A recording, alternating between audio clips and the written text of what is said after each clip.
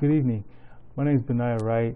I'm a student at Colorado Christian University, and today I'm going to talk about the intensive learning team as a strategy for professional development. Participation in intensive learning teams provides a great opportunity for group idea building and collaboration that will help students internalize newly learned material. It is important to note that intensive learning teams are an effective strategy for professional development and adult education. An example that I came across was a study by Herbert Weiner, Herbert Plass, and Richard Mars, in which they did a case study on medical students. And what they found was that the medical education was changing in order to promote an active learning approach.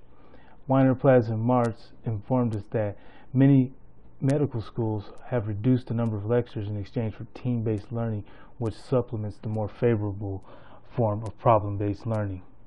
Weiner, Plass, and March further assert that team-based learning is used primarily to maintain a high level of content learning and to enhance application learning, both at the quantitative and qualitative level, and to support the development of interpersonal and team skills of the students. Through my study, the way I begin to view the value of learning teams is by imagining, and why don't you imagine as well, being plane wrecked and stranded on a deserted island, and the only way to survive is through your own ingenuity.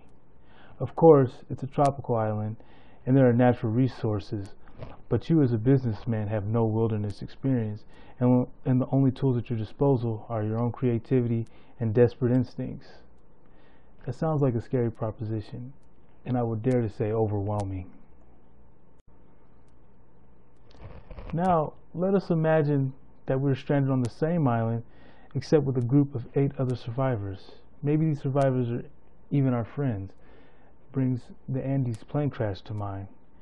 Which scenario would you prefer?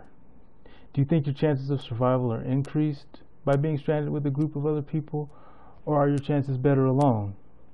I would guess most of us would take our chances with the help of others. I read an article in Outside Magazine where the author, Tony Nestor, stated that the gruel hardship of survival are only amplified when you're alone. Nestor, who is a survival expert, also stated that as social beings, groups have a far better chance of surviving than the lone individual due to added brain power and added brawn. Clearly, the need to survive makes the importance of teamwork apparent. Now let's take that analogy and put it within the context of professional development. A new learning experience can be intimidating and even scary for many adult learners. And the learning team is useful in alleviating some anxiety because it allows for brainstorming of ideas amongst a learner's professional cohorts. In our course text, Jim Knight quotes James Surowiecki as stating that a group will consistently come up with a better answer than any individual will provide. Wow, that's a pretty strong statement and a great argument for learning in a team environment. The benefits of intensive learning teams are clear. So for today's lesson, let's briefly discuss 3 topics that I find particularly interesting when talking about a team-based learning environment. Being able to build upon the good ideas of our team members is a great benefit to intensive learning teams. Oftentimes, the process of adult professional development is all about building upon these good ideas. For example, the development of ideas can be either through an idea that leads to a new tool at work, for example, a new software tool application that makes everyone's job easier, or it could be an idea that makes current processes work more efficiently. The benefit of intensive learning teams is that the professionals can share the ideas with each other and brainstorm the implementation of a good idea and come up with new, innovative ideas. Linda Belcher of the Houston Chronicle stated that the main benefits of group work in a team environment is the ability to share ideas among the group. There are times when we either underestimate the value of our ideas, or we overestimate the limitations of an idea that we had. Belcher agrees with this statement when she says that there can be several possible approaches to a project, and as an individual, a staffer may be unsure of which to take. But as a team, the members can each contribute pros and cons of approaches to tasks and methods to accomplish key goals.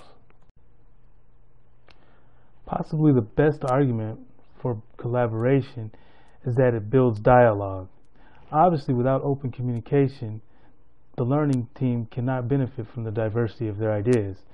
Jim Knight expresses his view on this by stating that the goal of establishing dialogue is for everyone to think together, not for everyone to accept or reject one person's ideas. Open communication and a healthy dialogue that is free from judgment will instill a spirit of purpose in the learning that will add to the motivation to learn.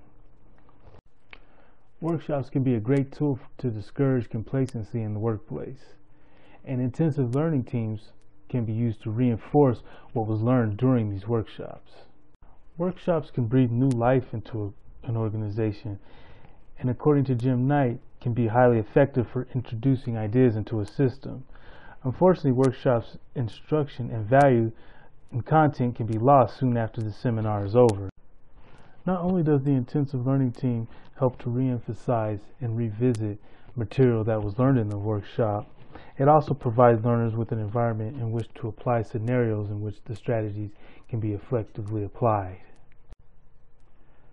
The last point I would like to make is that the learning team provides a great opportunity for team members to collaborate based on the partnership principles.